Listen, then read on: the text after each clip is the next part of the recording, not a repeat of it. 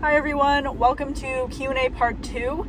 It's raining out today, but I love it. It is beautiful. I just love the fog and the gloominess. I don't know, I'm weird like that. But yeah, so I have to blast my heat because it's kind of cold in here, so just bear with the noise. But yeah, let's get right into it. Also, quick disclaimer, I'm probably going to be doing a third part to this because I found a lot more questions that I realized I didn't see before.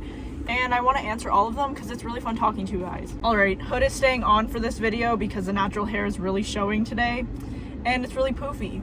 So anyways, the first question for this video is, how did you and Mr. Hardflex meet?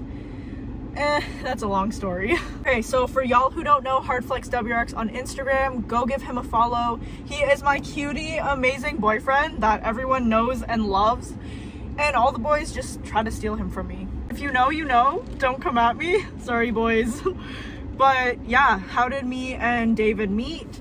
That is a long story that I'm going to save for another video, but long story short, I met him through one of his friends at the time, and the rest is just history, honestly. Alright, so the next question for this video is, how many kilometers did Benny have when you bought him, and how many does he have now?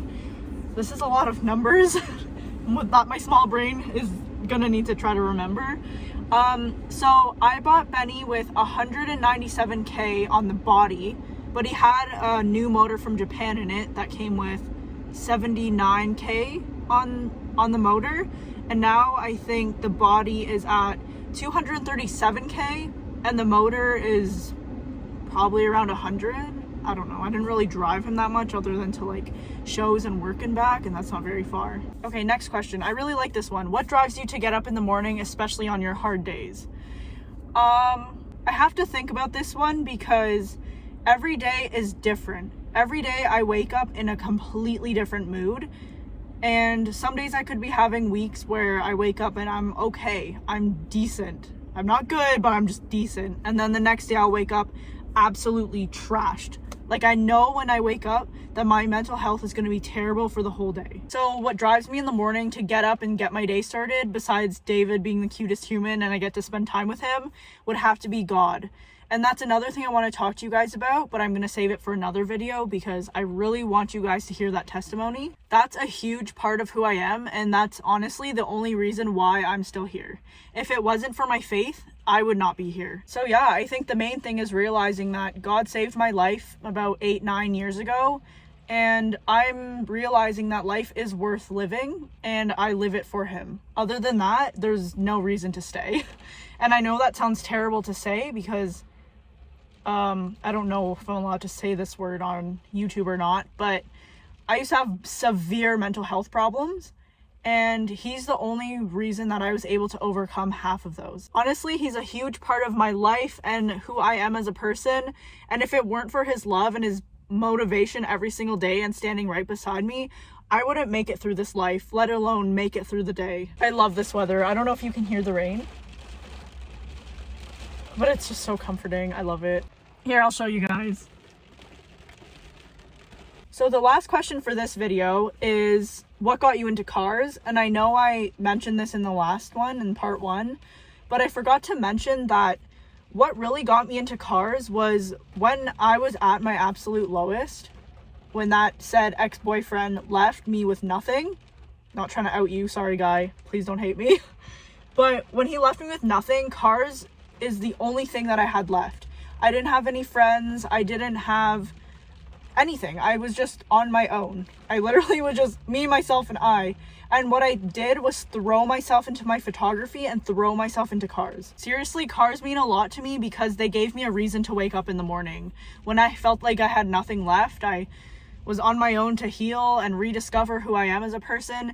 That was really an outlet for me to get out there and push myself to be better, and my photography motivated me to do better and be better. And that's why personally I am one of those people who get annoyed when people act like they like cars just for the trend aspect of it.